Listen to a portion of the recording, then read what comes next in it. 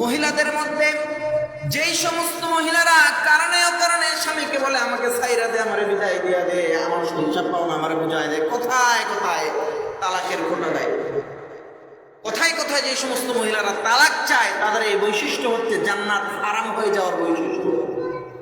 ইবলিস শয়তান যত খুশি, ইবলিস শয়তান তার চেলাদেরকে সারা দিনের যে কারগুজারি নেয়, পরিশেষে সবচেয়ে একটা মানুষকে খুন করলেও ইবলিস এত খুশি হয় না।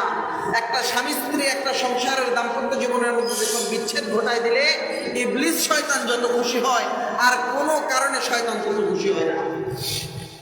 এজন্য মা বোনরা যারা কথায় কথায় জাহান্নামী মহিলাদের কয়েকটা বৈশিষ্ট্য হাদিসের মধ্যে পেয়েছি উল্লেখযোগ্য, তার মধ্যে এই একটা বৈশিষ্ট্য যে কথায় কথায় স্বামীর কাছে তালাক চাওয়া, আর আরেকটা বৈশিষ্ট্য হচ্ছে কথায় কথায় লানত দেওয়া।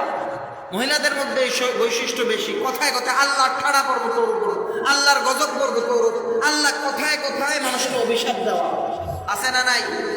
আমার মা বোনদেরকে এটা বুঝতে হবে, অনেকে না বুঝে করে, কিন্তু এই বৈশিষ্ট্য হচ্ছে আল্লাহর জান্নাত হারাম হয়ে যাওয়া, জাহান্নাম অবধারিত হয়ে যাওয়ার মতো বৈশিষ্ট্য।